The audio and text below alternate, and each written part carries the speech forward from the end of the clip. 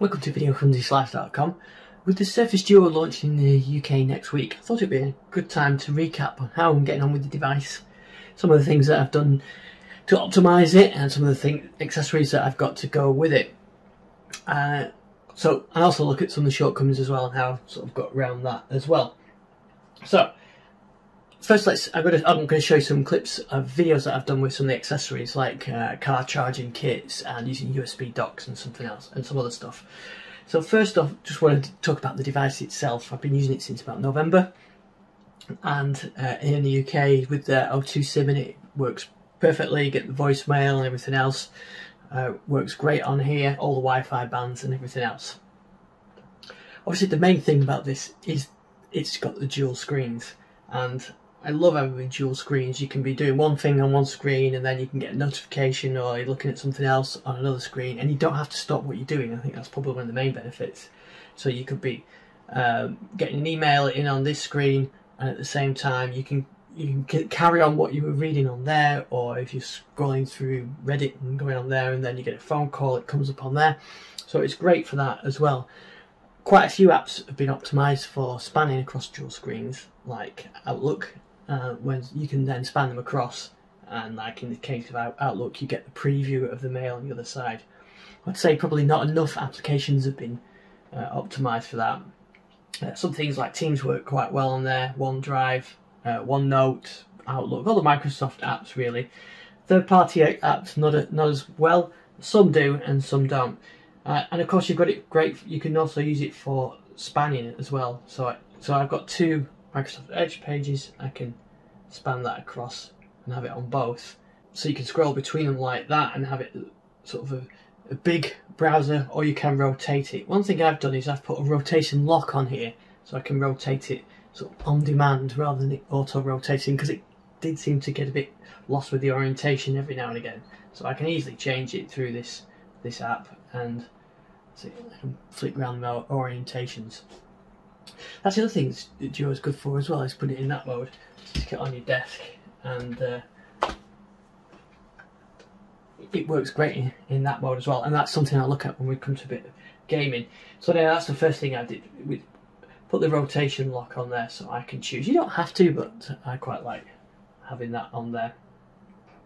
In terms of productivity, it's great, especially with OneNote, because you can use the pen as well. This is a regular Surface pen, and that works great on here.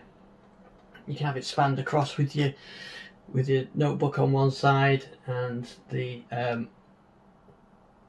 notes on the other side, and that works great as well. And it's got full pen support on here as well.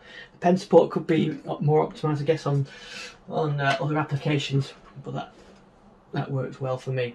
In fact, the thing I like about the screen as well, even in single screen mode, is it's kind of wide rather than that narrow, thin screen that you get on, like say the Note. So I quite like that. You seem to just be able to see a bit more through that screen.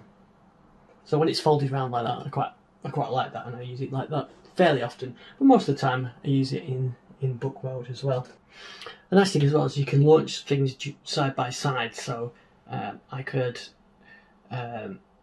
It's got Blogs One there that I've created, which is two websites side by side, and I could have a Samsung one I've got on here, which launches the two Samsung apps for the smartwatch side by side as well. So you can launch them side by side through shortcuts that you create on the desktop. In terms of the feel as well, it feels great to hold this little sort of book format. The bumpers add a bit of bulk to it, but I think you need those for protection, so I've left that, but I don't have any other skins or anything else on like that. I like it feeling nice and clean. The other thing I should say as well is it's responsive. I know people talked about a whole processor and making it slow, but it's not slow at all for me. Everything I do on there is responsive. There's no lag. There's been improvements through the updates with the launcher to improve the touch responsiveness on it, and like I said, I'm having no issues with that kind of thing. Flicking between apps and task switching and moving them around and all that works great. There's been a few updates, monthly updates. There's October, November, and we had a January one. It's just had gradual improvements over time, and there's still some bugs in it, but not like when it first came out, and really, to be honest, nothing that really is causing me any major issues. There are some things that there are some issues that just to sort of bear in mind.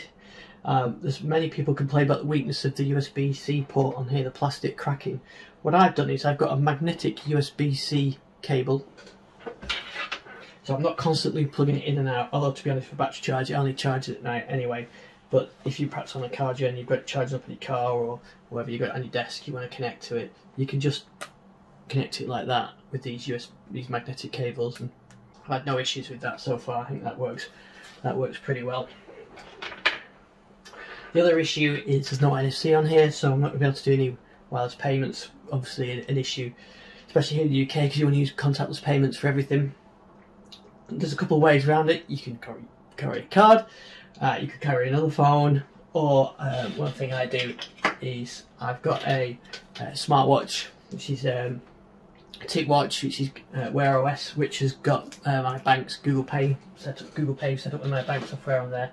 So when I do contact payments, just use the watch. So it's not a huge deal. Also, I should mention about what the reason why the charging issue is. There's no wireless charging either, so it wouldn't really matter if that was fragile if there was wireless charging, but there isn't.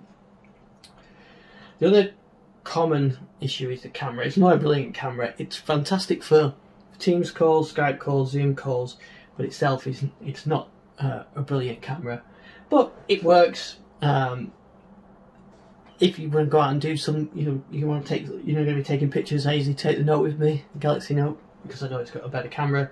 But for just odd pictures on here, it's fine. One of the issues is, of course, it's a front-facing camera, so to use the rear-facing camera, to use it as a rear-facing camera, you need to be in that mode, and then you can take the camera, and you can see it's quick. It takes decent pictures. They're not brilliant, but they're okay. Low light is an issue, but for the odd snap, it's fine. Where this really comes into its own with the camera is for Teams calls. It works brilliantly for Teams calls, and especially as you can put it in the sort of that desktop mode as well. In fact, I've got a video of Teams mode, so I'll show you some highlights. I've moved Teams onto both screens now, and this one is now showing the my camera preview, and you can see that, and that one's showing there. So let's see if I can do some other things as well. So I've shared my screen on the other PC now, and you can see that I've got the other PC screen, which is running Windows 10, and I've got the video camera and the preview. So I've shared my screen, and on my other PC I can now see the shared screen and the Android screen on there, the dual screens. I can see both of them on there as well.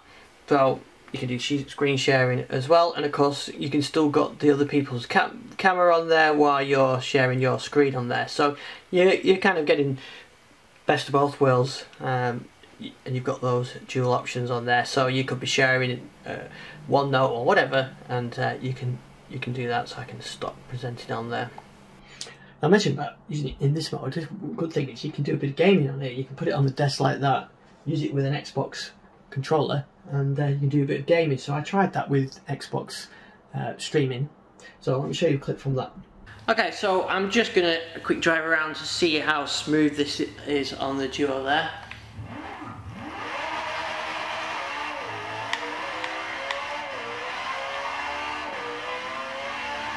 So I'm using the Duo screen now, I'm not watching the TV, and yes, there's the odd video artifact, but actually that's working remarkably well. You have arrived at your destination. I can control the car, no problem. There's not dropping any frames that I can see. Whoop, there's a bit of a crash. So in terms of multitasking, I can get onto everything. I can get onto OneNote, I could go on to make phone calls, I can use text, I could go into Teams and whatever and have it on this lower screen. I'm actually about using it in the car. I found that I like having my phone in a cradle on the car, so it's a big device. So I did have a cradle that was always using the Note 20, a CloudCheck one, which I'll show you a clip of the video I did for that, because this one actually goes in the car quite well. I don't use it in the full wide mode in the car, but I do use it in that single mode. And you can see it just fits in nicely with the surface. It holds it in tight there. It fits well with the bumpers. It does obscure the fingerprint reader, so you're not going to be able to access the fingerprint reader while it's in there, but I'm using the Bluetooth feature in Android where when it's paired up with the car system it doesn't lock it, so I don't have to keep putting the pin in all every time, you know, I unlock the phone. But the power button's there, the volume rockers are there, and you know, it grips it nice and tight. Obviously in single screen mode, you're not going to get it in dual screen mode. It's actually it's a fantastic device for productivity. I mentioned OneNote and your email and everything else on there. You can use it with USB-C docks as well. I've tried a few USB-C docks. I've got a Dell one, a D-Link one, the D-Link one I've got on here, which I recorded a video showing what you can do with those. So you can actually have this docked, use it with the keyboard and mouse, and you've got some good productivity, get it up on your monitor. So I've got the Duo there, the keyboard on here, and I've also got a mouse connected. So you see the monitor's working fine, it's powering up it's charging the Duo. And I've just tested the keyboard and that seems to work fine as well. Email on one side, I can have a browser on another, I can you know, dual screen like you would do in a Windows application, but of course it's using Android. So it's mirrored on here, and like I said, keyboard's working. So I can use this as a workstation. I can have my email, I can have OneNote open, I can have Twitter open, Reddit open on one or on both.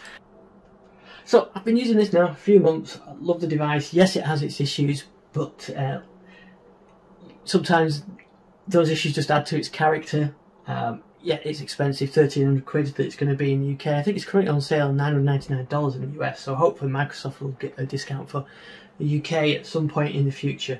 But for now, it's my go-to device. It's a fun device to use. It's great for productivity, it's great for for gaming, Teams calls, and I use it for browsing in the evening because, you know, if you get a small tablet like a Surface Go, you're not that much different in screen size when you start using this. So, and of course it's got the split screen on it as well, so I really do like using it. So if you're using the Surface Duo in the UK, first of all, it works fine. If you can live with the limitations and the costing, then it's a good device. If you need a real power one, maybe you should look at something else, but I've had no issues with this at all. Power, battery life, bugs, anything. It's working great for me. So thanks for watching this video.